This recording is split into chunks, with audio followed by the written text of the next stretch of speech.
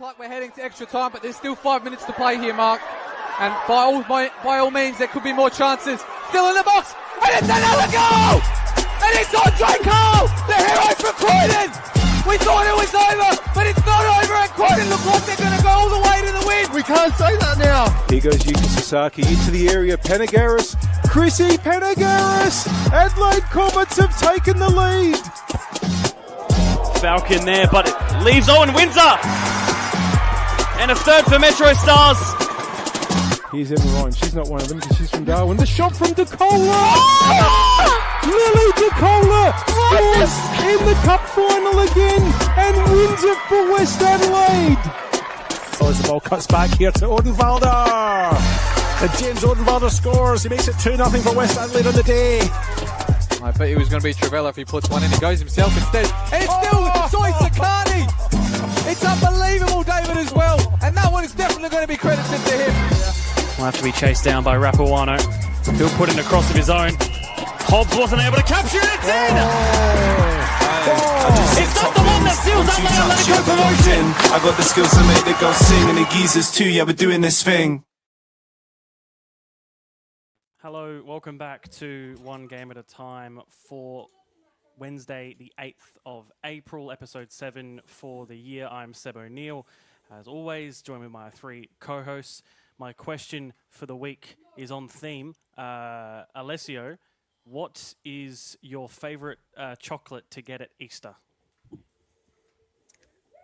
Seb, does it have to be brand or like your style flavour, of chocolate? Like, or both, whatever you want. I am weirdly enough a white chocolate guy, the non-real chocolate, but I like Lindt white chocolate. Good choice. Mark Talbot for you. I'd have to go with probably Cadbury Dreams white chocolate as well, or something mint, like choc mint. Okay, David, are you also a white chocolate man? Not particularly, no. I swing both ways. It would have to be a cream egg for me. I guess that's Cadbury's cream egg, but I haven't had one in a long time now that I think about it. So cream egg at Easter. I mean, I can't believe nobody's nominated that one.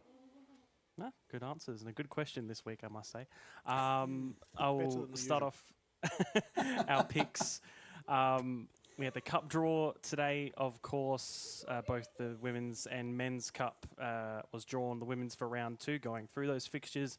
Adelaide Uni playing against Western Strikers, Metro Stars against Salisbury Inter, Football SA versus Campbelltown, Elizabeth Grove against Flinders Cove versus Modbury Vista, Birkalla versus Adelaide City, Comets and South Adelaide, and the two teams at the top of both of their respective leagues, West Adelaide and Sturt Lions. A few all WMPL affairs in there. David, always makes it a bit interesting when you do get towards that end of the cup and there's quite a few state league teams possibly left to try and make their way to the final. Yeah, I mean, obviously WMPL sides playing against each other means that they have the potential to knock each other out, giving maybe a more chance for aside from the WSL to progress. I think West Torrens, Birkalla and Adelaide City is the tie that leaps out at me. I mean, Birkalla, we've got a couple of guests on from Birkalla a bit later on, so I've got to be careful what I say, but they're flying high just now, but they have played sides that are further down the WMPL ladder at this stage. So I think they're third in the WMPL right now. But is that a false position at this point in time? Not sure. Adelaide City, second in the WSL, a side that we thought would probably maybe we were ill-judged, but we thought they would probably be top, and but they did stall a little bit in their opening round game against Sturt and sit second, but they're still a very good side, Adelaide City, and they've won games convincingly since. So that has the potential, I think, to maybe be an upset. But that's the one that leaps out at me. The other one, I suppose, is interesting enough, is Cove and Modbury Vista, an all WSL tie. No, it's not. Not anymore. What? Oh, yeah, of course. The other one I'll start again. You can edit that bit out. The other one that leaps out the tail for me a little bit is Cove and Modbury Vista renewing their WSL rivalry from last year. I think Cove have yet to find form this year. We've talked about them a bit in the shows up to this point, where we've felt that they're a side that has the potential to do quite well, but they've yet to really show that. If they have an arguably easier game this weekend in Jets, but it'll be interesting to see how they go against the Vista, a side they'll be familiar with. So they're the two ties that leap out the page at me. Absolutely. Going on to the Men's Australia Cup draw as well. Gawler Eagles versus Adelaide City. Fulham United versus Adelaide Comets. Pontian Eagles against West Torrens. Birkalla. West Adelaide versus FK Beergrad. Croydon versus Cobras. Cumberland versus Noarlunga. Para Hills versus Sturt. And Modbury Jets versus Adelaide Atletico. To the three of you, again, what stands out to you? It's an interesting mix of teams, I think. It is. When I look at that, I think you're right, but there's a couple that leap out straight away. Is the Fulham Comets game? For me, Fulham have probably not hit the heights they wanted to at the start of this season, but Adelaide Comets, as we know, have really struggled so far. So that one leapt off the page straight away. Was knowing that I think a cup set in that game is a possibility, but Comets could look at it and use it as their real turning point. The other one, I think, just because I did see it today, is the Eagle Derby. Pontian Eagles versus Birkalla, who also have an eagle in their logo. They were called Birkalla Eagles. They don't really use the Eagles name anymore, but just because it's, again, we've got a multitude of Eagles amongst us. So, and then obviously you've got, the other thing is you've got another all NPL game in Para Hills and Sturt as well. So again, an NPL side will be knocked out, which obviously leads the way for a possibility of State League 1 clubs to go through, with Modbury Jets, Adelaide Atletico against each other. West Adelaide and FK Beergrad, obviously a good game as well, and an all NPL game. So plenty to choose from for me in the draw. Alessio, David? Yeah, one that picked out for me as well that you didn't mention, there was Croydon Cobras. I think David has seen him firsthand, and a couple of us have now been incentivized to go on the Cobras train of predicting, and it seems to be going all rosy at the moment. But yeah, for Croydon, reigning champions against a team looking to come up this year in Cobras, I think that's going to be a great clash as well. I wish it was at Cobras. You could have one of those night games on that grass pitch, would make it even more interesting. But I think that would be a great clash there. And I did note just before the draw that there was only 4 teams left who have represented this state on national stage before. So hopefully, if some of them can maybe get drawn against each other in the next rounds, we might see someone new in that, which is exciting. I think the other thing to watch out for as well is some of these teams now, they have played some rotated sides coming into the first couple games. After this round, I think it gets really serious. If you want to try and put your club on the national stage, then you have to go all for it. Some teams probably are hoping to push in other directions of the league. Maybe they're looking to stay up. Maybe they're looking to consolidate finals, or maybe they're challenging for the title. Those challenging for the title can probably afford to, their team's probably big enough to afford to go and challenge on different fronts. But those others, they have a real choice to make now about where they're trying to put their allegiances. Just before you, David, just to note as well, it's an even split of 8 NPL teams and the other 8 being state leagues team as well. So again, when you get towards the next round and the rounds after, who represents South Australia becomes very interesting, David. Yeah, I mean, I haven't really got much to add, to be honest. I think the Croydon had the Cobras game, as Alessio mentioned there, is the one that sort of leaps out the table for me. I've covered games at both those grounds this season already. And, it's a Croydon side that's a little bit inconsistent just now.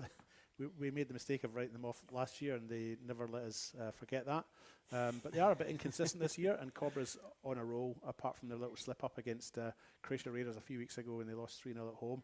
So that's the game that leaps out of the page at me.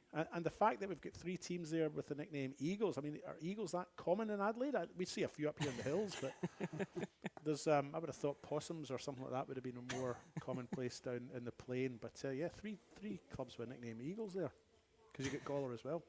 Yep. Those matches to be played at the end of the month, only in about just under 3 weeks now until that next round's played, already coming very, very quickly. Mark, I'll go to you next. So my pick I had 2 picks this week. One is the unfortunate passing of Arthur DeFetti. He's a life member and a Hall of Fame inductee in SA. Leaves a massive lasting legacy here in SA football. Very close to Eastern United as well. So from all of us here at One Game at a Time, we pass on our condolences to the entire family and the football community. As like I said, he left a massive and lasting legacy here in football in SA. So a bit of sad news there, or very much a lot of sad news there. But then moving on, my next pick was something a little bit more youthful, in that the SA have announced their merging talent squads for the upcoming emerging championships, which will be held in Victoria and New South Wales for both boys under 15s and 16 squad and girls under 15s and 16 squad. The fascinating thing was that all the players in the women or the girls side, apart from 2, which is Kylie Pridham of Adelaide Comets and Sophia Tambakis from Adelaide Comets. The rest of them are all from the Football SA current setup. In the boys, it's a little bit different.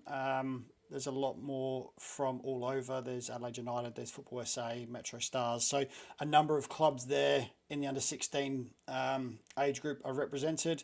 They've also got referees going. So let me just pull up the referees. We've got Thomas Gilchrist, Joseph Bojzewski, Charlotte Clark and Taylor van der Hoven all going as the referees for the considered as emerging referees as well. So it's not just the player pathways, but the referee pathways. And if you want to tune in, you can. It's all actually on Community TV, and that's community spelled with a K. And those championships start April 9 to April 15 for the girls. And that's, like I said, that one's held in Victoria. And then the boys under 15s and 16s is the 18th to the 24th of April in New South Wales. Perfect. Thank you for that, Mark. Looking forward to those. David, I'll go to you next. Yes, well, my pick of the week is the start of the Amateur League, the men's Amateur League, that is. The women's equivalent, I guess, is the Community Leagues, which is already underway. And the men's Amateur League competition kicks off this weekend, and that's the last of the local competitions to get underway. There is a podcast dedicated to this, but of course it's not quite as good as this one. So we're going to include We're going to include a little bit of Sassel this year. It's where I played most of my football. Not all of it, but most of it. So just looking down the fixtures, Adelaide Pumas, I think that's Connie Quims's team, isn't it? Mm-hmm. If my memory serves me correctly. Yeah. They kick off. They start off against St Peter's Old Collegians. Sturton Marion are hosting Bosa. Croydon Cougars are hosting South Coast United. Pitbulls play MA Hawks. And the Millbury Jets amateur arm host Old Ignatians, the former pupils of St Ignatius College, of course.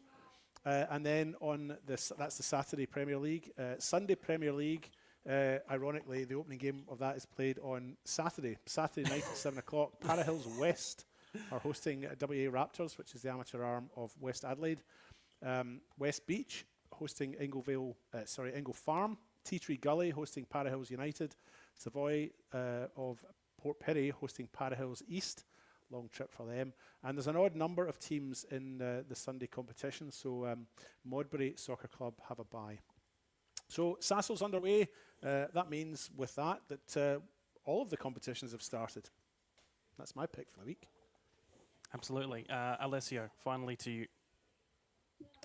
Yes, I got a few. Obviously, that came through the weekend. I'll keep it on. I think what Mark was talking about, some of the call-ups and some of the national news. Of course, I think we just recently saw Maeve Nicholas called up to the under-20s, under-17. Sorry, Matilda's squad, which is great news as well. Elsewhere, some of our SA players around the world. I saw Joe Gauchi, man of the match performance for Port Vale this morning in League One in their 1-0 win. Of course, this was after an unfortunate day at Stamford Bridge where they lost 7-0. But it was great to see him pick up another man of the match performance. I think we saw Seb and I during our research. He picked up 5 this season and he's equal second highest rated player of the team. Obviously had a very poor season, sitting rock bottom of League One. Probably too much to climb out of at the moment, but it's good to see him still performing and putting his hand up for that national squad. Another guy doing that as well, Mohamed Toure, come off the bench for Norwich this week in a very big clash as well. Millwall looking to solidify their top 2 automatic playoffs place. And they lost out to Mohamed Toure, where he picked up 2 assists as Norwich went on to win that 2-1. Massive for him. He's just come back from injury. I think he played 30 minutes off the bench last week.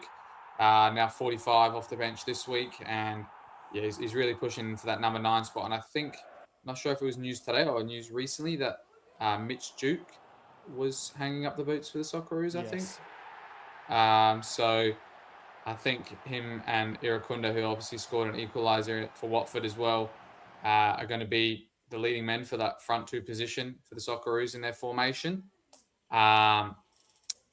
And then we'll go on to, I think we had a bit of a chat in our commentary group about some of the World Cup tickets, their prices, some of the problems with the resale market, and just a bit of an outset of what looks like is going on there. I think a lot of us expected there to be some problems with the economy of the world at the moment and how people can afford it. But I think the processes and the, I guess, expected amount of people that want to go have been, really not very happy with the prices and the amount that's up for resale. People have bought tickets and looking to just get as much money from them and put them up, and they're not going to sell, and there's going to be empty stadiums. So I think it's going to be a very interesting World Cup tournament. A lot of interesting processes it's gone through. I think this is a different process that FIFA have gone through for this one because they knew how many people want to go, and it's just looked like it's not worked out the best. And it looks like I think there's going to be empty stadiums. I mean, we're talking about previous games in World Cups where smaller nation games or and last group games had very empty stadiums, but I think it's going to be quite the same this tournament, especially for some of the games. And I think people have just been priced out of tickets when it should be a very inclusive. Most teams at a World Cup, there should be a lot of opportunity for people to get tickets that are not so expensive. But looking myself through the marketplace when buying tickets, there was tickets to the back last row of the stadium for like $2,500 USD, and these are for like games between nations not even in the top 100 of the world. Like it's crazy, to be honest. I don't know how it's going to work out, but yeah, that was a little quick chat we had, and probably thought we'd share it as well. Yeah, and then I guess the last one has been a bit over the socials for my club. That our reserves have made it to the round of 16 of the Cup. Obviously, the furthest our club's been in any editions of reserves, senior team, under 18 Cup football. And if we get past the round of 16, it'll be the furthest any Hills 18s or reserves side has made it in the Cup in the last 15 years. So we know Adelaide Hills Hawks had a great run last year to the quarterfinals, and other reserve teams of the Hawks have made it through to the round of 16 in the past. But it's been 15 years since any under youth team, I guess, of both has made it past the round of 16. So I think it'll be a great achievement. I think we have drawn South Adelaide Panthers at Cumberland. So I think we've got a real hot crack at getting it through. And I think we have a very, very good team this year. Hopefully we can see you in a cup final, Alessio, and maybe even get to commentate on it. And I'm sure that'll be a good time if we do get to do so. We all happy? We all done for our picks? Perfect. With that, we will go on to our chat with West Torrens Birkalla. Their coach, Mitch Nicholson, and Annalise Simpson joined us last night for a chat, and here's how it went. That was a great opening question, Seb. That's one of the best ones you've had. Where did that come from? It's just been on my mind lately, just had to think about it, and had to get the word out there of the question. It was, wow, a booming door knock. It was a big one there. Oh, yeah. I think is it my end tonight? I think it's down my way. From your second home, I think, Mark. It is a bit like that. I'll get the door, shall I? Yes, please. Wow. Oh, we opened the door. That's a good start. Got to get the door. Got to do it right. And tonight we have Mitch Nicholson and Annalise Simpson from Birkalla Women's. Hey! Thank you both for joining us so much. Very much a pleasure to have the both of you start out. For the both of you, same question. Oh, yeah, thanks for having thank you. First question for both of you.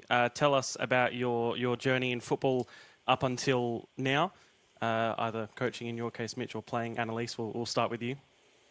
So I started playing first back for my school, my primary school, in about year 2. I always played with the boys in the boys team. And then I started off from there, played club at Sturt Lions, I think from under 11s maybe. And then I played on the boys team for about 4 years, I think, until I first got picked for state trials. That was around 2020, I believe. And then I played 5 years at state, and then this has been my first year at club. So yeah, that's been my journey so far. Perfect. Mitch, for you? Well, I kind of fell into a coaching role. I decided at 30 to go to university, and then literally the first day of my university degree doing teaching, I was asked to coach some kids down at Panthers, South Adelaide, and I was just working in behind the bar, just having some fun at that point. And it then just kind of snowballed into an academy, Soccer by Design, and then 2024 got bored out of that and started a new international academy with Valencia in Spain, and just launching that shortly, or just recently, sorry. And then it just kind of being around the club at Berks with my partner, Sarah, who's in the team, over the last 3 or 4 years, just kind of was saying how I would like to have done things. And then the opportunity with them in this year with Chris stepping back, it was just like yeah, sure, why not? Let's shoot my shot. Absolutely. And here we are. I guess just to continue on your start to the season for the both of you, how have you found, of course, both new to the club? Your start of the season, General Annalise, I'll go with you to start with this one. How have you found it?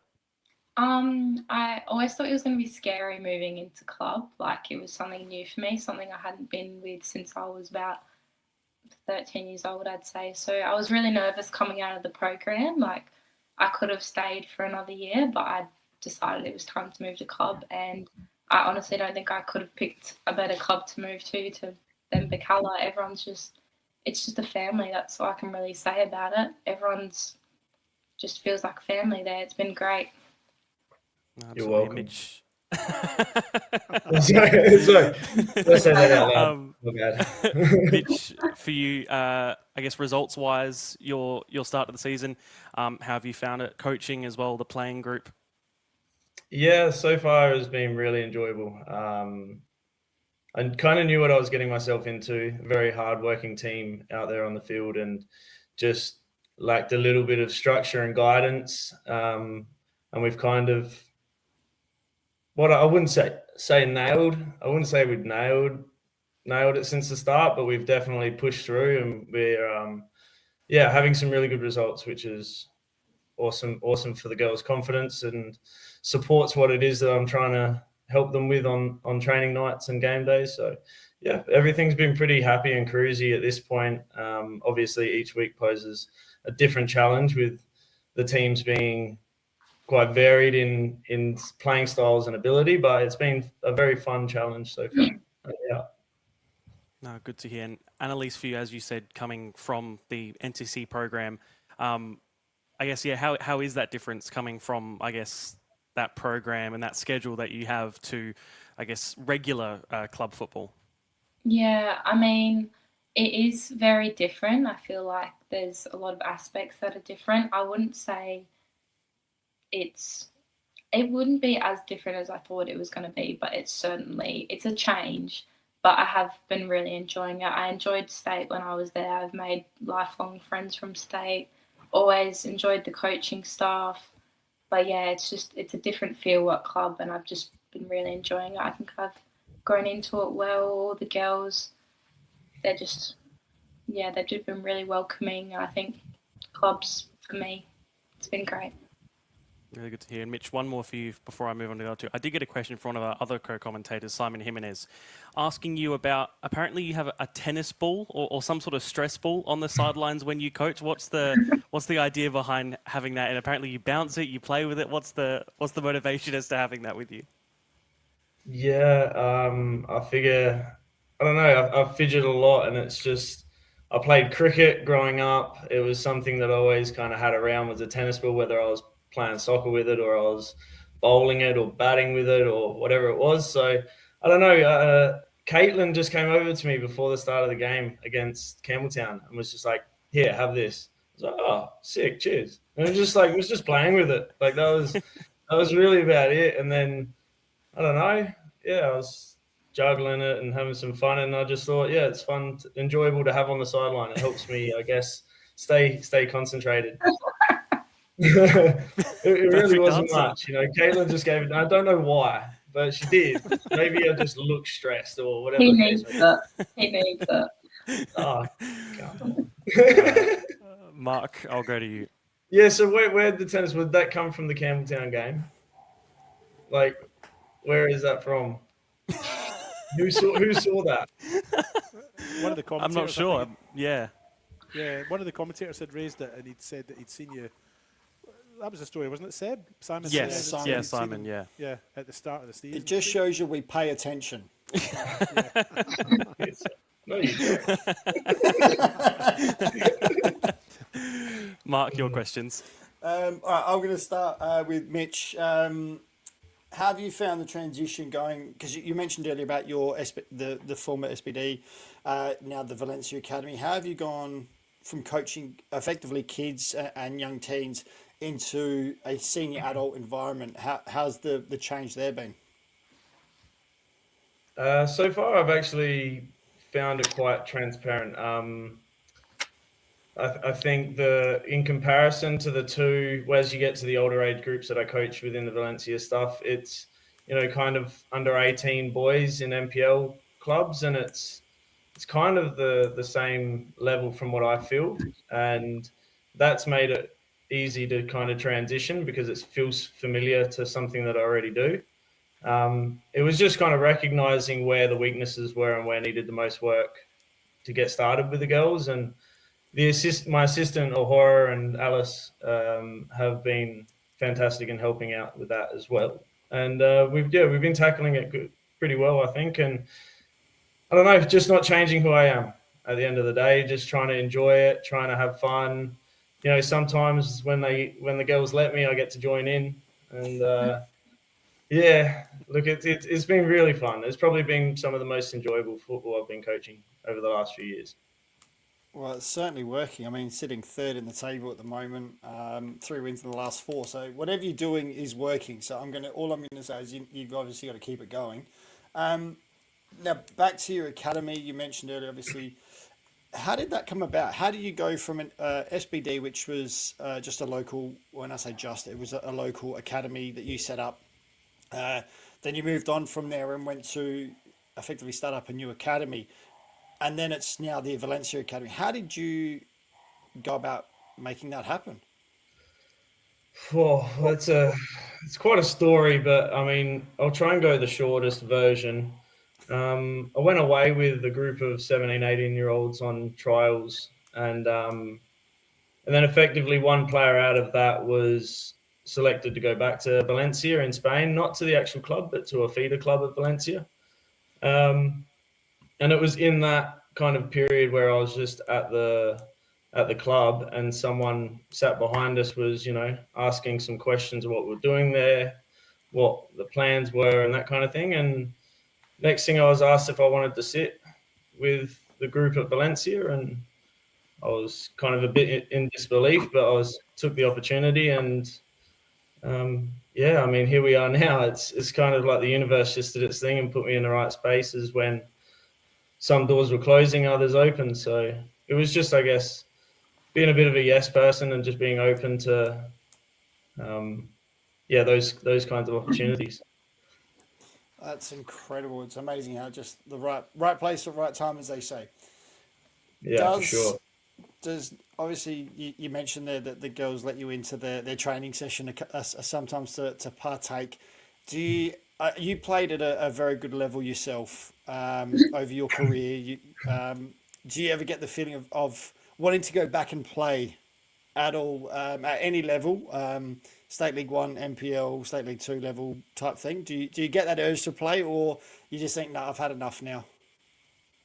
I reckon Annalise could also back me on this one, but yeah, like when I go play, like I love it, I enjoy it, and I'm not really thinking of anything else. It's just, competing and playing. But I broke my back when I was 12 and was told I'd never play competitive sport. So to then go and do what I did, I'm kind of reaping the repercussions of that now.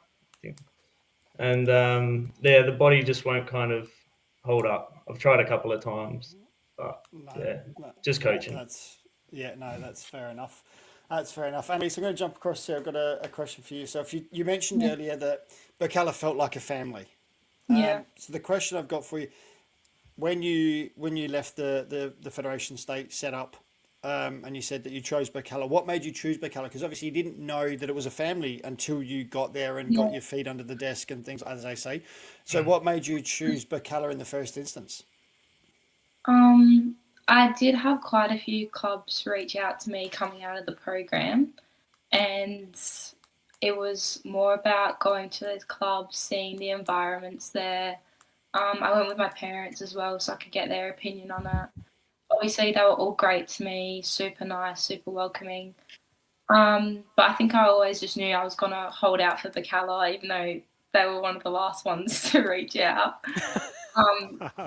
No, I just always knew it was such a great environment there. And actually, one of the main things that swayed me as well was having my captain, Sarah, reach out first. She had just sent me a message, no pressure, just checking up on me, seeing how I am, saying if I wanted to chat with her, I always could, and they'd really love to have me over at Berks. And I think that was kind of what made my decision, having.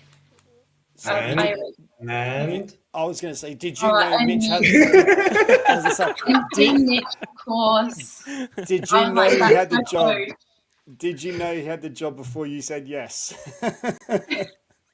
Because would you have reconsidered if you'd have known he had the job? If I'd known it was Mitch, I probably wouldn't have got. No, I'm joking. No, he's a great coach. As much as I give him, he gives it back. So. Yeah, we actually, I know her family member. I've been friends with him for a while, and just coincidental that it kind of panned out that way. You know, it's been cool. Good banter. Yeah, that's what you need. That's all from me for the time being. David, for you. So, I was going to ask Mitch a question first. I just looked up the Liga table. Valencia are 14th, and you guys are sitting third in your ladder. So hopefully not too much of that Valencia influence, or you might find yourself slipping down the table. Either that or Valencia will be ringing him to say to come and do their job. Mitch, you talked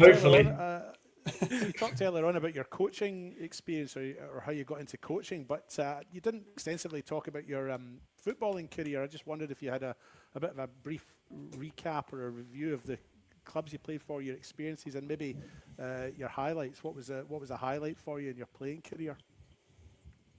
Yeah, well, I mean, I went through the state system here. I played at a few different clubs and then left at 16 to go to what turned out to be Blackburn, but ended up being Portsmouth in the Premier League at that point under Harry Redknapp. And I was in the youth team squad there, and then had some opportunities with the reserves. And just before my 17th birthday, trained with the first team. Had like an extensive roster, which was a pretty amazing opportunity. And then the youth team coach went to a conference side and asked me to go with him. So 17 went there and didn't really play the first year other than reserves, and the second year had 48 games or something. And yeah, something like that at 18. Got called up for the under-20s camp in Amsterdam for Australia, and then just kind of some hiccups and some unfortunate decisions, I guess, led me back to Australia. And I was in the Adelaide United youth system for a year and played around in the WMPL for the remainder of it, really, and just had a good time and got to win some championships, which was fun as well. Yeah, cool. And so your time at Portsmouth, who were your contemporaries? Who were the players that were? You mentioned Harry Redknapp was the coach. Who were the players? So Joe Jordan was the head coach, and then there was Kanu, Sol Campbell, David James, Lua, Nico Kranjčar, Sean Davies, Richard Hughes.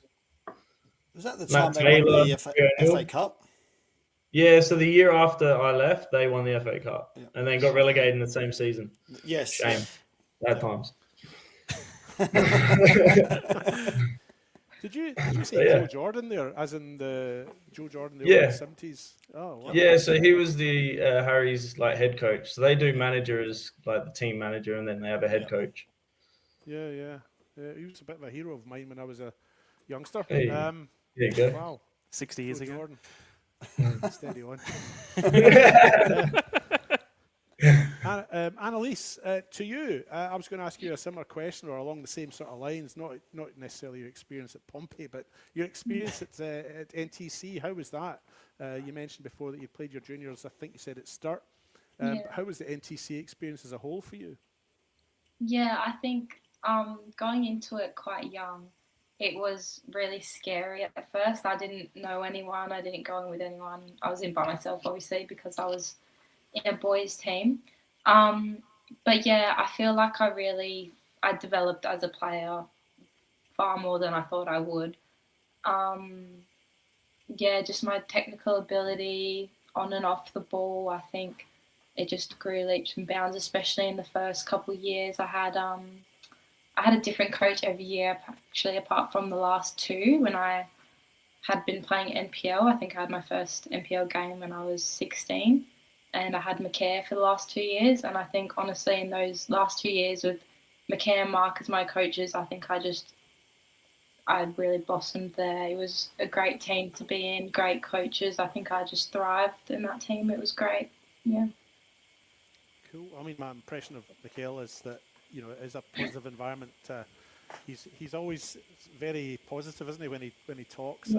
Yeah. We had him on last year. He was one of our guests last year, Seb, and Mark, Was if he? you might remember. But yeah.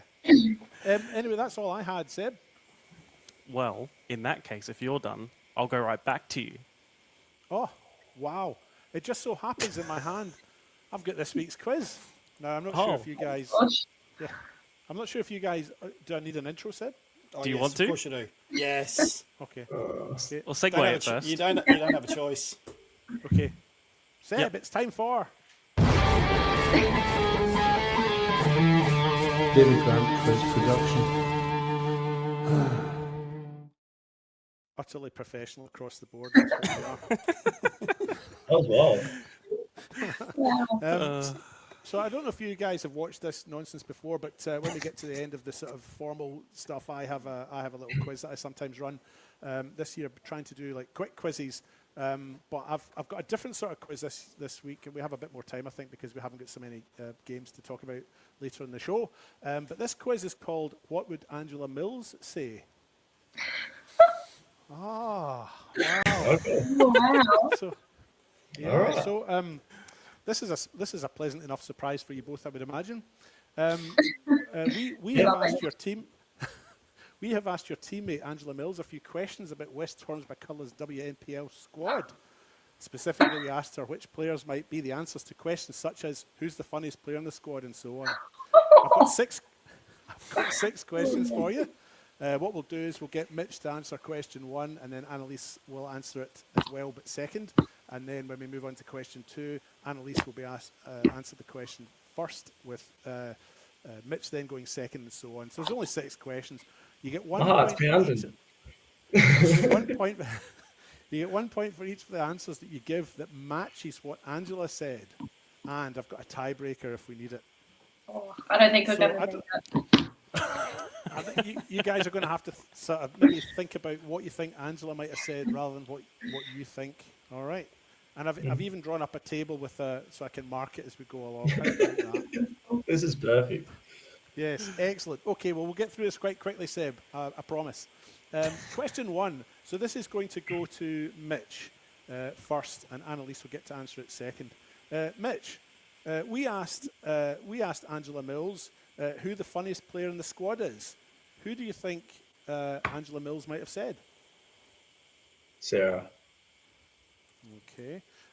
And now to you, Annalise, knowing that Mitch has said that, who would you I'm say? That, I'm going to say Sasha Williams, and I also back that as the funniest player in the team. okay. Do you want the answers as we go, or do you want them at the end? Do them as we Oh. go. At the end. Yeah. It's like a penalty shootout. Okay. Yeah, that's it. It's right, David. At I'm the marking them down anyway. All right. Okay. So do you want them now? Let's do it now. Yeah. Okay, do it now. Well, Annalise has got 1 point for that because Angela Mills said that Sasha Williams And you were- is the There you funniest go. player in the squad. Okay, so Annalise 1-0 up. Question 2. I'm just going to back Annalise- Sarah into every question, just so you know.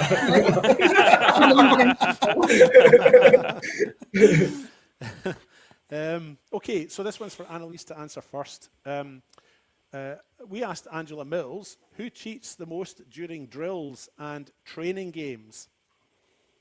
This could be me. I'm actually going to say Marie. Okay, Marie's and a same cheat. question to you, Mitch. Jazz.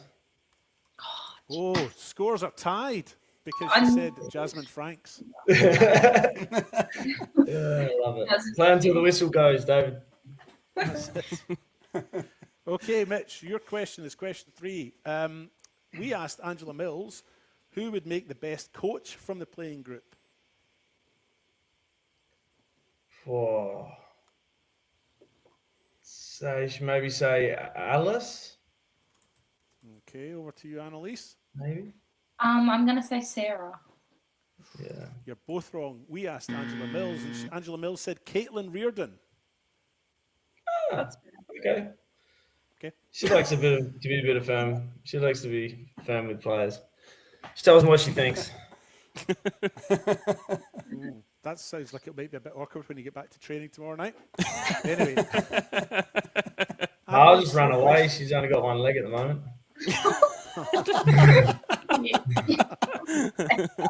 Hopefully that's something she can recover from, right? It's just an injury. Okay. Annalise, this is your question. We asked Angela Mills, who has the best taste in music and should control the music in the change room before a game? Okay, so right now it's Jazz that controls the music, but I think Talia. Okay. Ms. Bellardo. And to you, Mitch, who has the best taste in music and should control the music in the change room before a game? I'd also say Talia. No, you have to pick a different answer. Do I? Okay. No, would I? I just trust in Mitch, that. pick a different answer. That's fine. Okay. Yeah. Okay. Let's go with Lena. Both wrong. Both wrong. The answer was Jasmine Franks again. Oh, no, I said Jazz as well. She's liking her music. Okay. No. So we're still locked at 1 point each. 2 questions to go. Mitch, this is yours. I've got a scenario for you. Goalkeeper gets injured in the final minutes of the cup final, and you've got no subs left. Which outfield player would you put in goal for the penalties? Sarah. She used to be a goalkeeper, so if this is from Ange, I reckon she knows. Okay. So you're saying Sarah? I was going to say that as well. Right. You might want to think of somebody else, Annalise. No. You got to pick someone else. Oh. Give me a second. I would actually say Ellie because she always puts her body on the line. I would say Ellie. Well, we asked Angela Mills this question and she said neither of those. She said Lena Vogelsang would be the player that you should put in goal. Oh, Lena, that's fair. Another awkward conversation for you at training tomorrow, I think. All right. This is the last one, so we may end up having to use the tiebreaker. This is question 6. What's the score, David? One each. Yep. And Annalise is getting this question first. Annalise, we asked Angela Mills whose personality changes most when they cross that white line and they play in the weekend. Good question. What did Angela Mills say to that one?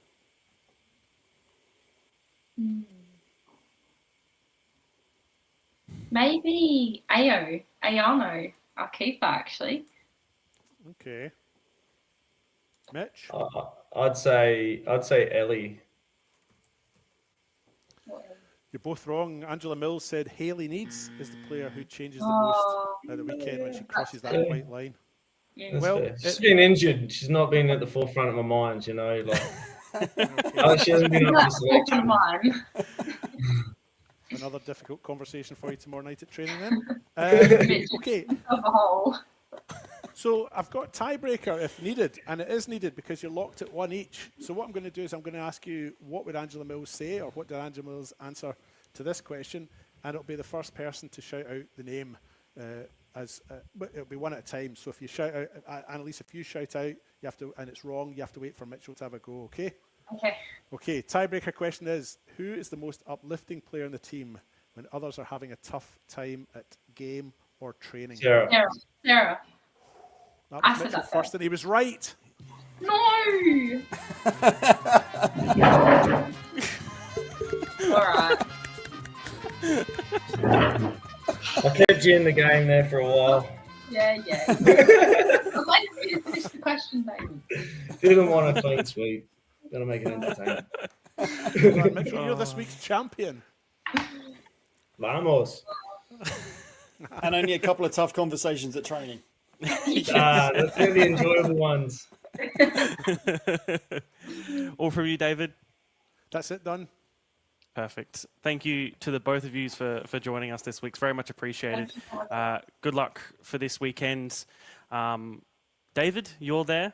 Not Mark for once, for some reason. Yeah, you forgot you were at that game. I missed out. Not if it's AI, you didn't. Well, thank you.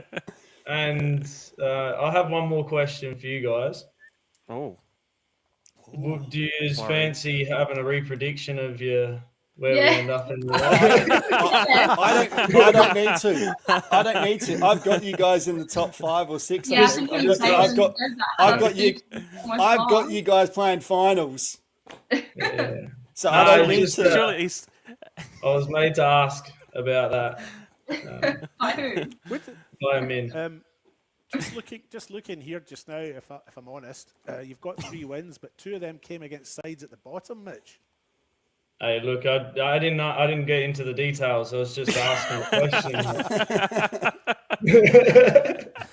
It's a good start. It's a good start. You know, you must be finals must be your aim, right? That must be your top 5 must be your aim, right? Yeah. We just want to see. This is year 1 of 3, so like at least a consistent year should get us up there. Yeah. So just looking at consistency in the structure, that's all, and hopefully that works. Yeah. Hey, I've got you guys in the top 4, so I don't care. Thank you. Come on. Cheers, I backed you, Mitch. Don't worry. Appreciate it. Can't remember. Anytime. Yeah, I'm going to end this before it gets too awkward. Thank you. I can tell you. I've got it right here. Can you now? Of course you can. Of course you can tell them. I can tell you if you want me to. Yeah, Seb, Yeah, sure. Alessio, David. Actually, you all had him in 9th, all 3 of you. Oh, did we now? That's good. Wow, that is awkward. Yep. So, hey, We can leave it at that if you fancy it. You know? Yeah. You know what? Yeah, Hey, David, as I always say, this is what our show does, is we provide motivation for those teams that we back against to prove us wrong. Exactly. You don't want That's us what we to do. predict you to finish in finals. It's too all much about pressure, surely. It's all about the motivation. Love it. Appreciate it, guys. Thank you both for joining us. Yeah, good luck for this weekend, and yeah, thanks again. Thank you Thanks, very much. Thanks, guys. See you later.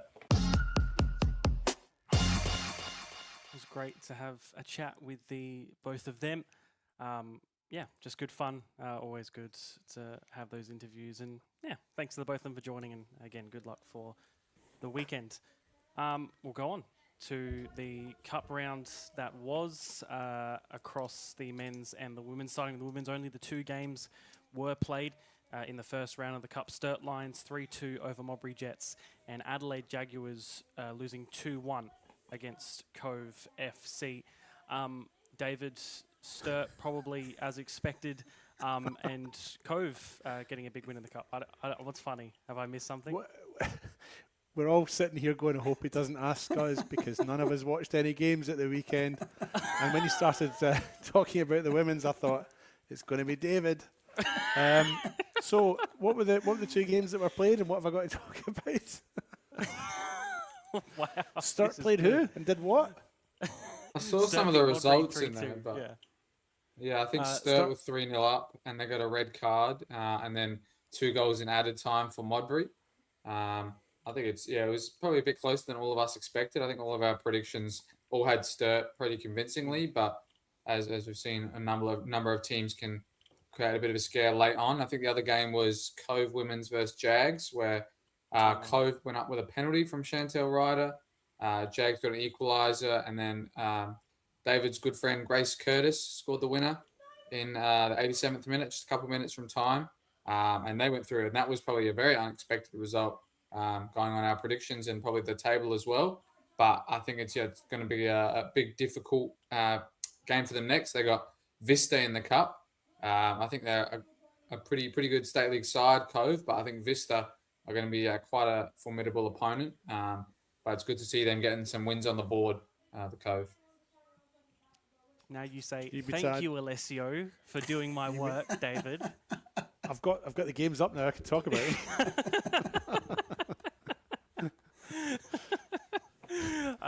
We'll move on because David couldn't do his simple job. The one match of this week in the WMPL Round 5, Football SA losing 4-1 to Adelaide Comets at Surfers Home Stadium.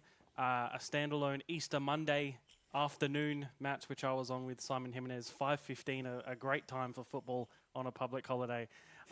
Certainly it was a very strange experience walking into Surfers FM Stadium. You walked in, everything was closed. The main grandstand was had the orange flag, so you couldn't go up. I nearly couldn't get inside. Luckily, someone that I knew was one of the coaches noticed that I was at the door and let me in. But other than that, there might not have been commentary because I couldn't find anybody else.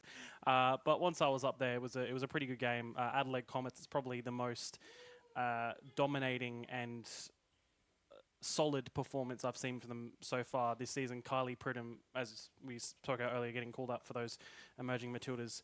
What a player she is at 15. Maybe a bit quiet in the second half, but the first half she was spectacular. She was running right down that right side, putting balls in, having shots. It was really good and fun to watch her play. Chrissy Panagaris scoring later on as well with a classic Chrissy Panagaris goal, unleashing from range.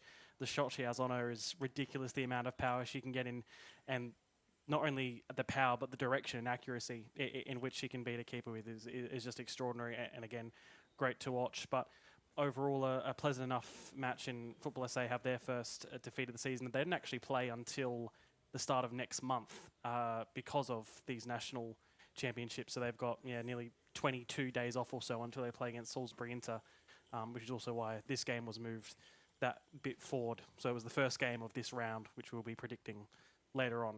That was the Easter Monday experience.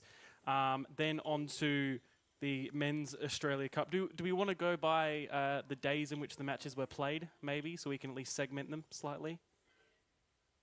Probably Yeah, I don't think need that's to talk about every single one anyway, do we? Well, I'll go through the results. But we can pick and choose which ones. Starting on the Wednesday, while we were live, Tea Tree Gully losing 2-1 to Gawler Eagles. Tea Tree Gully were 1-0 up. Gawler Eagles scoring 2 goals within about 5 minutes in past the 75th minute to get them through. And Adelaide Comets beating Adelaide Uni narrowly 1-0. Of course, we'll go on the other teams later, but that was the first of all 3 amateur teams being knocked out in Tea Tree Gully, Para Hills West and Paris East that were left. And of course, Whyalla being a regional team, they were knocked out as well. But Comets, again, a good win for them after, again, that poor start to the league season. And also for Gawler, getting a win on the board. They haven't done anything yet in State League 2. They still sit bottom with 0 points. But a good one for them against a strong amateur side, most definitely. Do we want to move on? Anything else to add from you two? Or you three, sorry. Wow, this is a good one. Onto Thursday, Cumberland beating Mount Barker United 5-0. Playford losing 4-2 against Sturt Lions at Playford. Birkalla 2-1 against Salisbury. Adelaide Cobras against Western Strikers 7-4 after extra time. Extraordinary stuff there. Pontine Eagles 2-0 over Adelaide Croatia Raiders. A cup set in that one at Campbelltown. Beergrad beating them 3-2.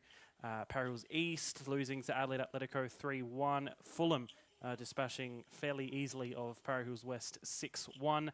Noongar 2-1 over Port Adelaide. And Adelaide City defeating Adelaide Olympic 4-1 to round out the Thursday night fixtures. Is anybody going to talk about any football? Give really me good, something. Seb. Keep going. You're doing really well. What happened on Saturday? Anyone want to talk about these Thursday games? The Thursday games, there was one that obviously piqued my interest a little, was the Birkalla Salisbury United game.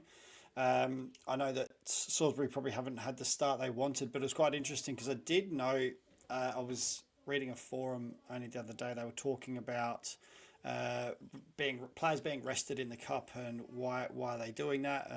They should be going all out. And Salisbury was raised as to say, like, they're resting players, they haven't got their full side out.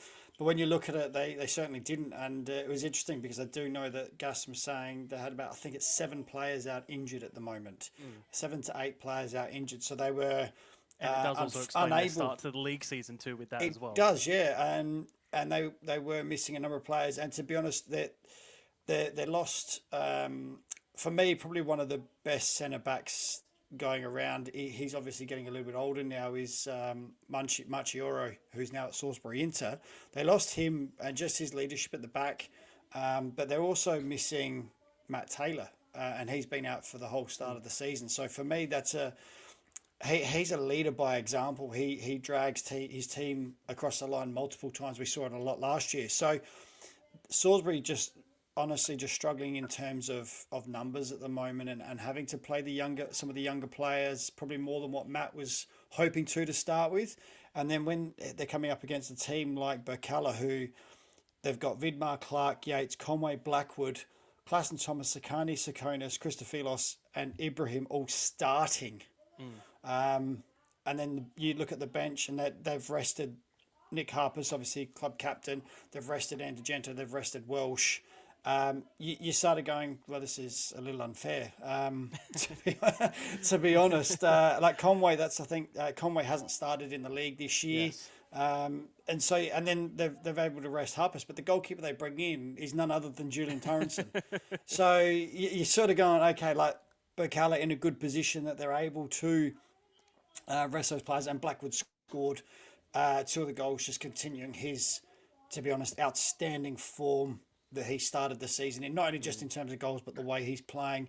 I think the other game that also piqued my interest was because it's one of my former clubs, was Port Adelaide. I thought coming up against Noarlunga side, they might get a result. And unfortunately, they didn't. They did go 2-0 down and then scored late, the 76th minute, to make it 2-1.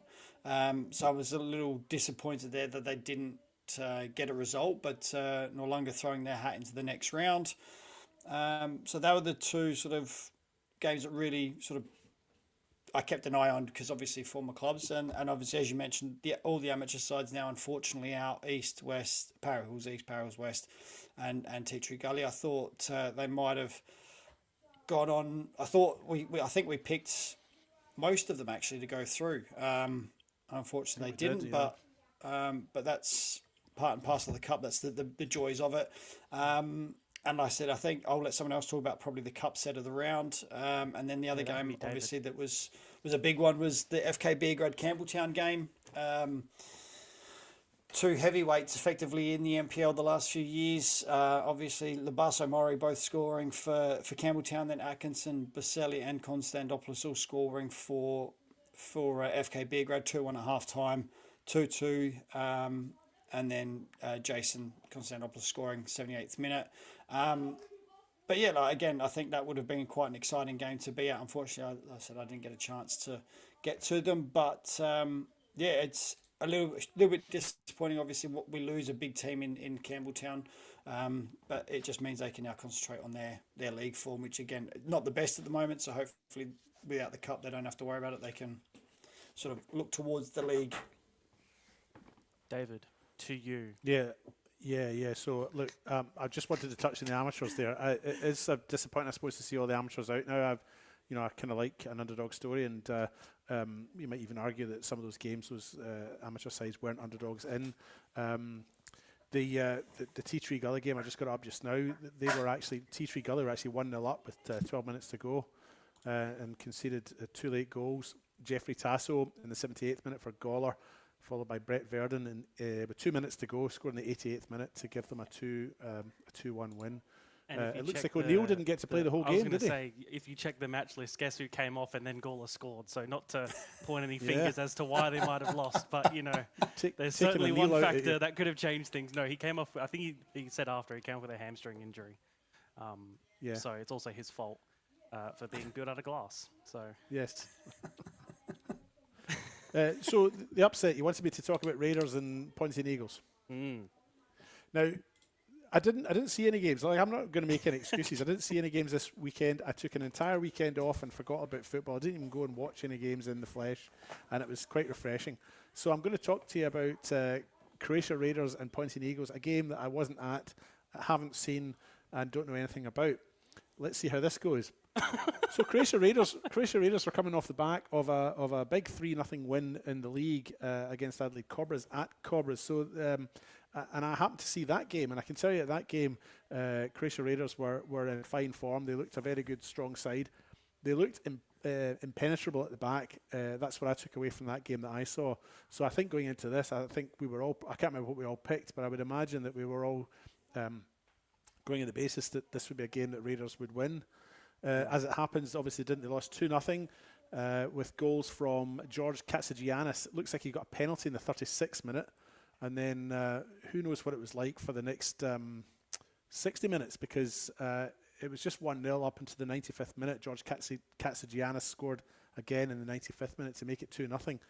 I've got no idea what the game was like, but I imagine it was pretty close and pretty tense. But Ponty and Eagles, a big result for them, huge result for them. Are they friends of the show? Do they not like us? I can never keep up with who likes it and who doesn't. Well done to them. I mean, that's a result that I would imagine had a few raised eyebrows across the football community. So massive result for Ponty and well done to them. And 2 goals for George Katsagiannis. How was that for you, Seb? Let's hear to you. Yeah, I'll talk about a couple. Obviously, Mount Barker, my team, convincingly lost to Cumberland. Much better of the two teams. You could see it from the first whistle. We played them in pre-season, and it was fairly close. I think we only lost 2-0 on that occasion. But this one, a goal in the first minute, was just hard to come back from there. I think it was only 2-0 at halftime. Seemed like we're in the fight for a little bit, but again, in the fight being as defending more goals coming in rather than trying to get some of our own. But I thought they were great on the night. They really moved the ball ridiculous. Like I think our front three were just puffed from chasing the ball rather than playing a game. And I think they're a really, really good team to look out for in the State League One this season. Interesting point in that game. I don't know if any of you have seen it before, but one of our players pointed out that one of theirs didn't have shin pads on. And we pulled him out, and all he had was taped up as his shin pad. And the referee said, no, I've got these. Look at these. And the ref said, nah, you can sit on the bench till you can give me a pair of shin pads that are real.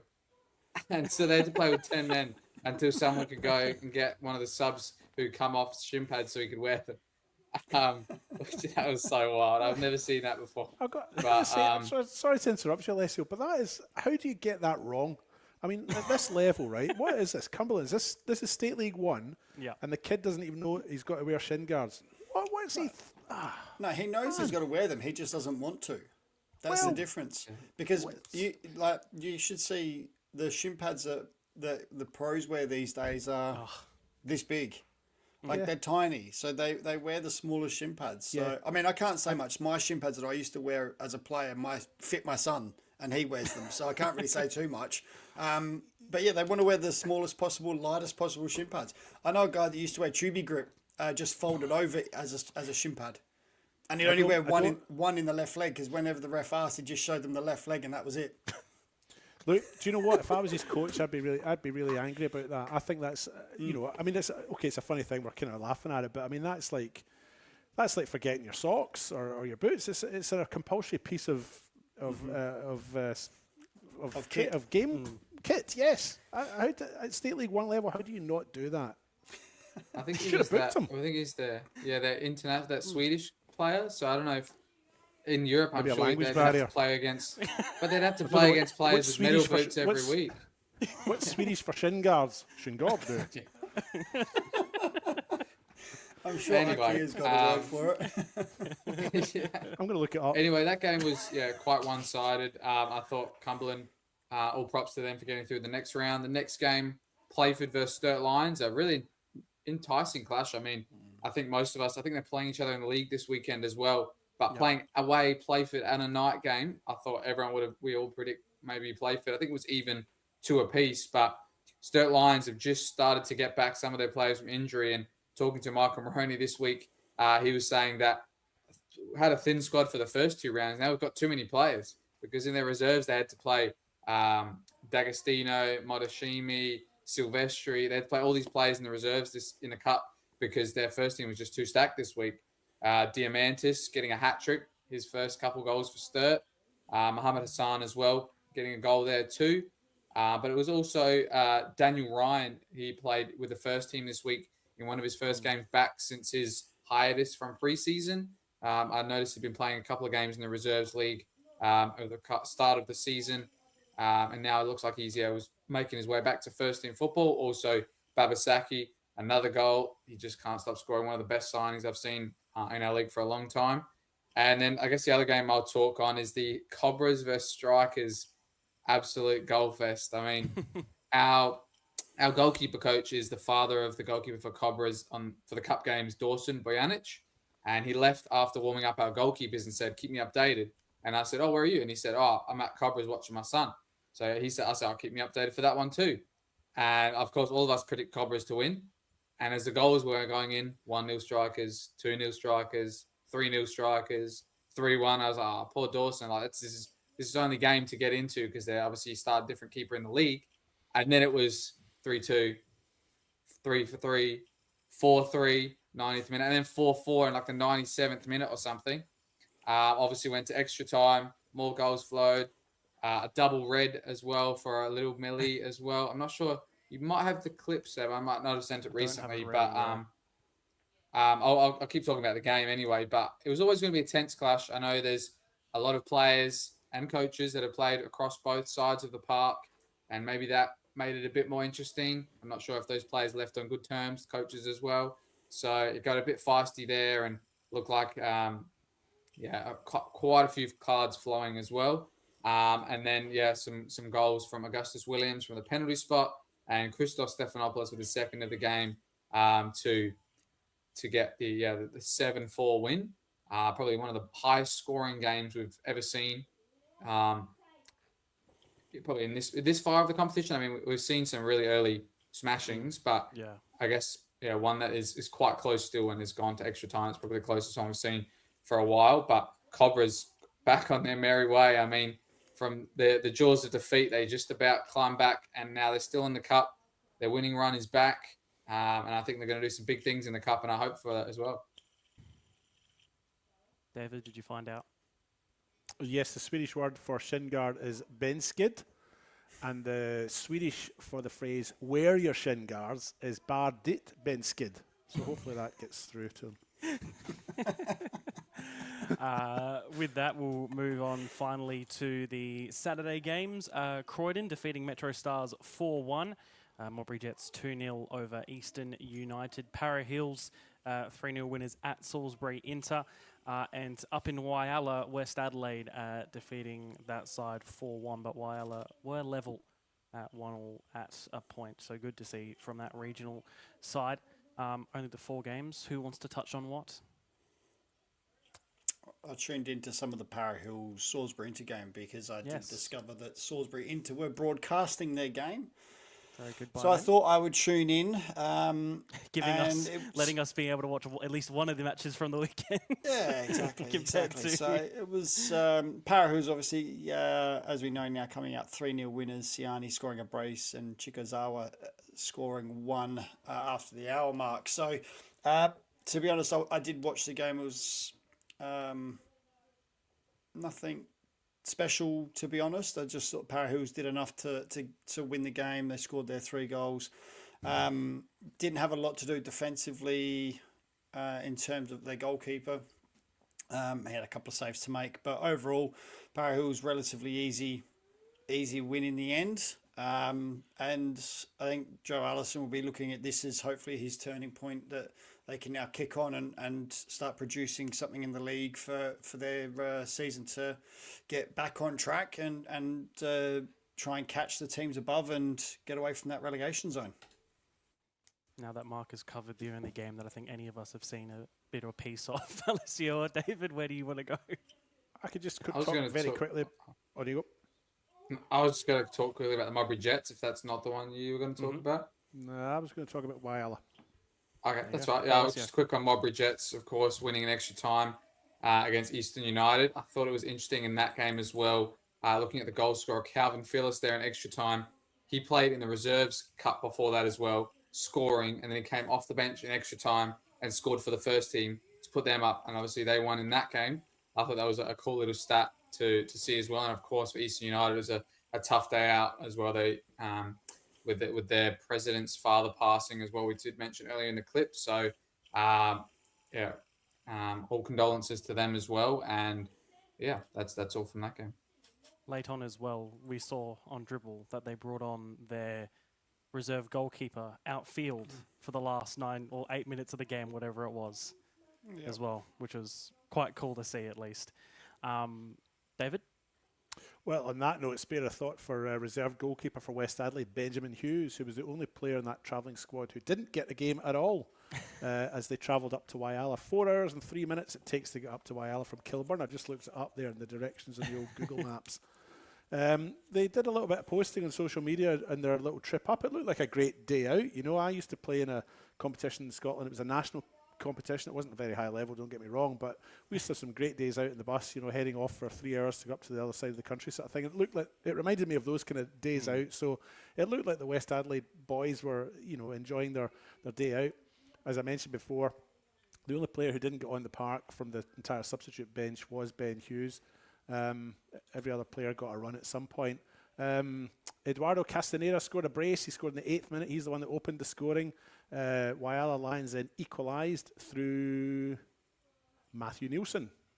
And then Castaneda got another one. Then there was an own goal for West Adelaide in the 69th minute, which probably put a little bit of daylight between themselves and their hosts. Marcus Dunn, the unfortunate player, to put the ball into his own net for Whyalla, or for West Adelaide, before Maxine Ivanich scored in the 80th minute to finish the day off. It did look like a great day out. I hope they enjoyed it, and you know, well done to Whyalla for their little cup run. Were they the team that hosted Naracoorte? Yes. Yeah, so they didn't have too many away days. Did they have an away game at all? No, well, they landed their feet with a draw then. But I think you know, it's probably a good, you know, I mean, the game's going to be taken seriously. I'm sure West Adelaide went up there with that in mind, but at the end of the day, a day trip like that, when you're travelling 4 hours on a bus together, it's probably quite a good bonding session. I don't know, they might even have stayed overnight. I know that we sometimes did that when we had long trips like that.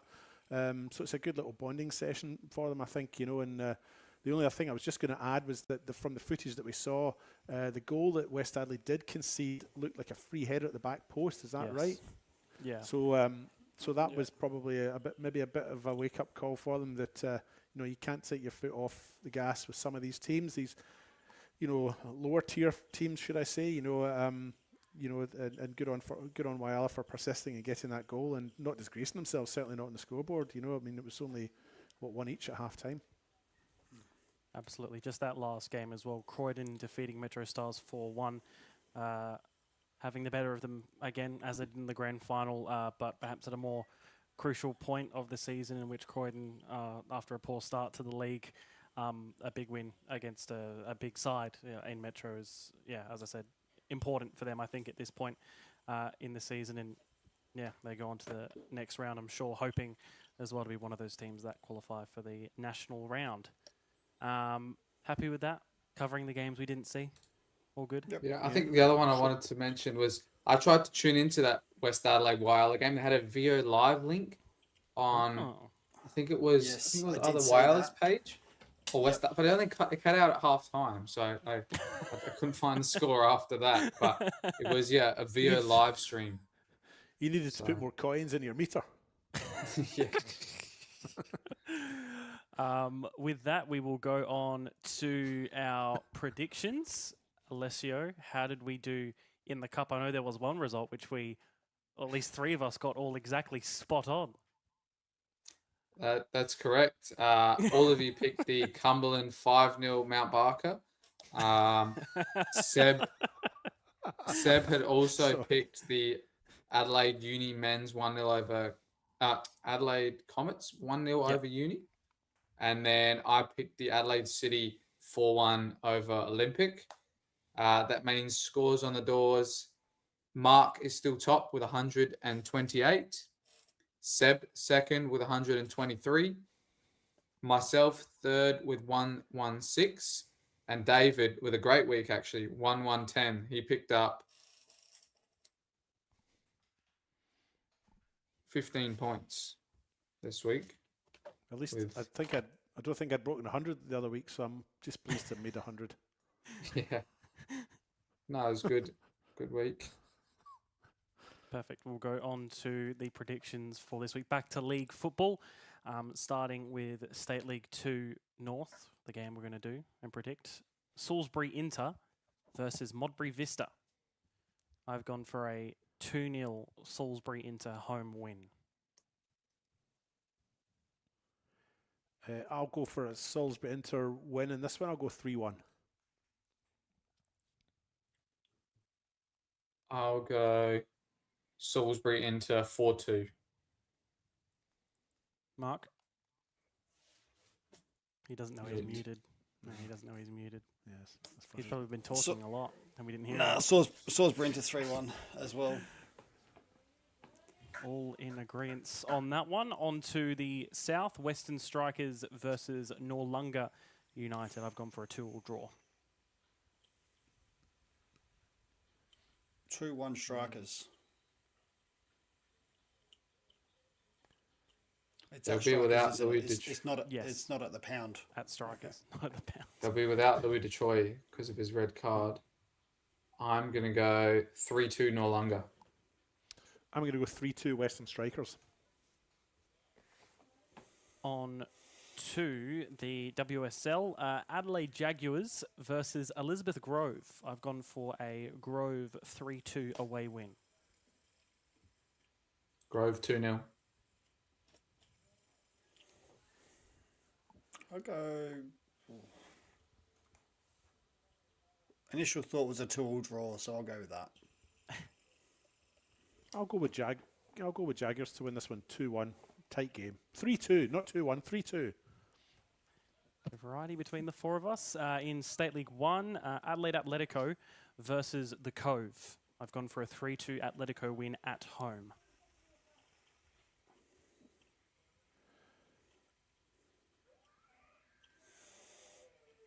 Divisive. 3-1 the Cove win.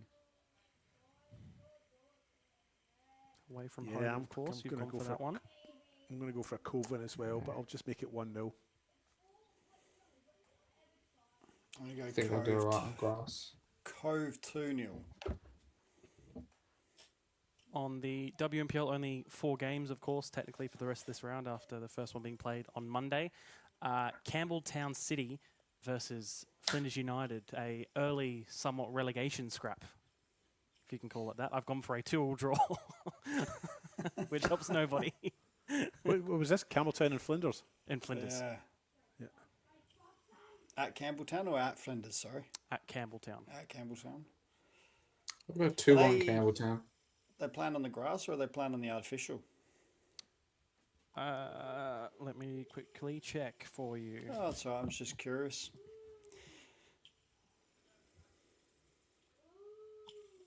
They are playing on the grass. David? I'm going to... 2-1 Campbelltown. Are you all going for Campbelltown, are you? I went for a 2-2 draw. I went 2-1 Campbelltown. My head says Campbelltown.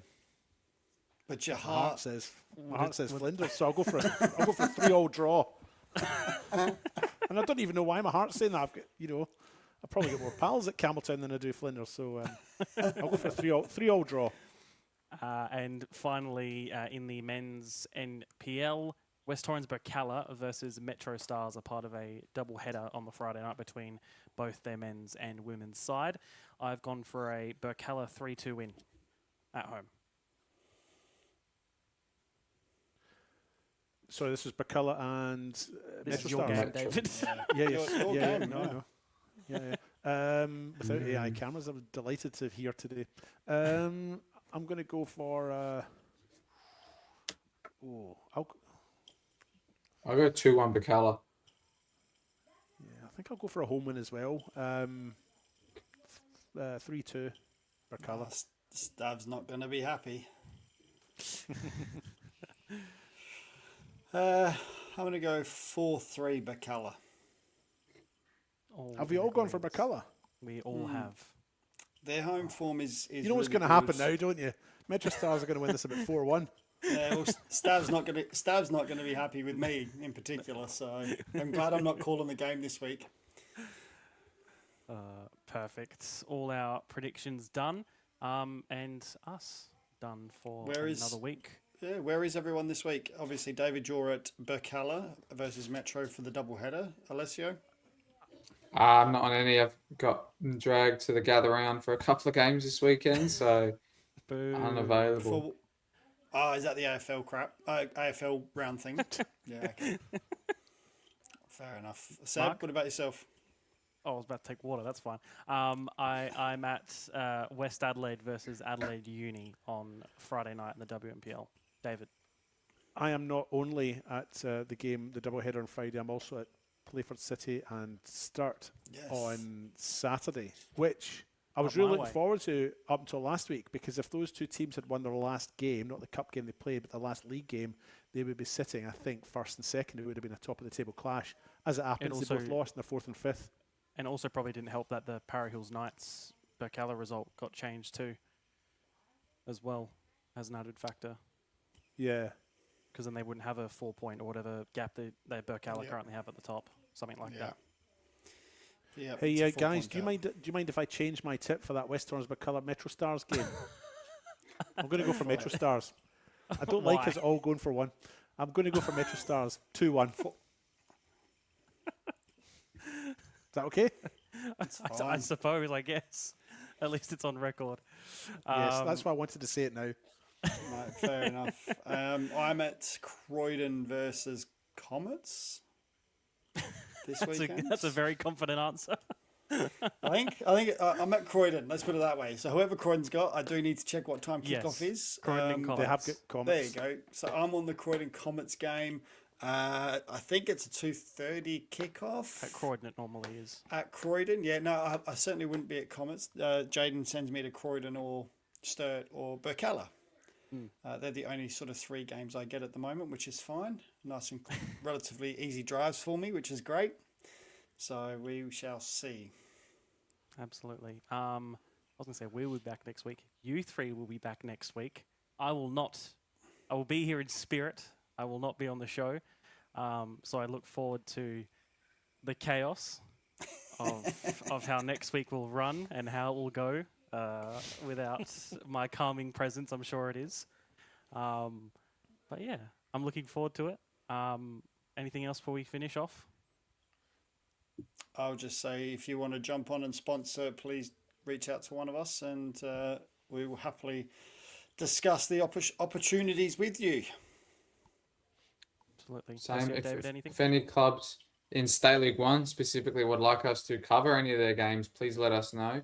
We'll do our best to get down there. We're very keen on covering as many of those games as we can.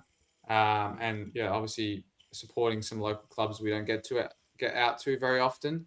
And if they're keen on any other commentators, there's some commentators that miss out on a weekend. So if they're keen, there is some up and coming commentators would be keen for that as well.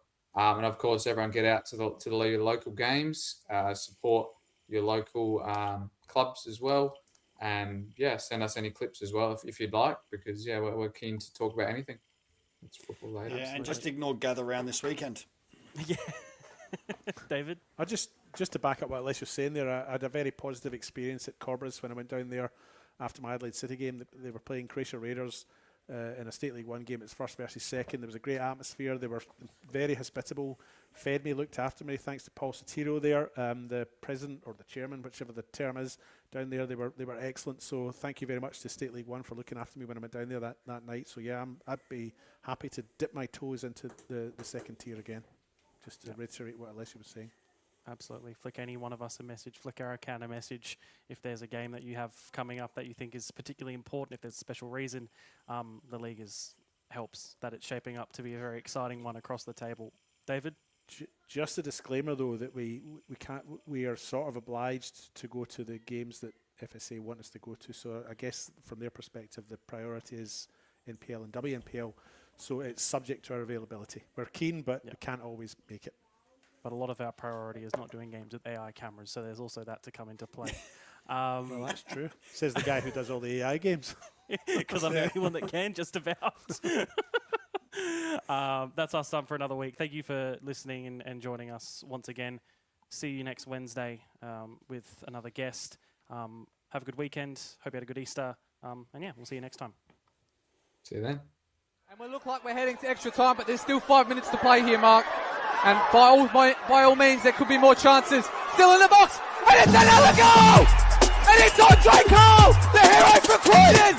We thought it was over, but it's not over, and Croydon look like they're going to go all the way to the win! we can't say that now. Here goes Yuki Sasaki into the area. Panagaris, Chrissy Panagaris. Adelaide Comets have taken the lead. Falcon there, but it leaves Owen Windsor. And a third for Metro Stars. Here's Emma Ryan. She's not one of them because she's from Darwin. The shot from Birkalla. Lily Birkalla scores in the cup final again and wins it for West Adelaide. As the ball cuts back here to Odenwalder. And James Odenwalder scores. He makes it 2-0 for West Adelaide on the day. I bet he was going to be Travella if he puts one in. He goes himself instead. And it's still Joy Sakani. It's unbelievable, David, as well. And that one is definitely going to be credited to him. Will have to be chased down by Rapawano. He'll put in a cross of his own. Hobbs wasn't able to capture it. It's in! It's not the one that steals that Atletico promotion. I got the skills to make the girls sing, and the geezers too. Yeah, we're doing this thing.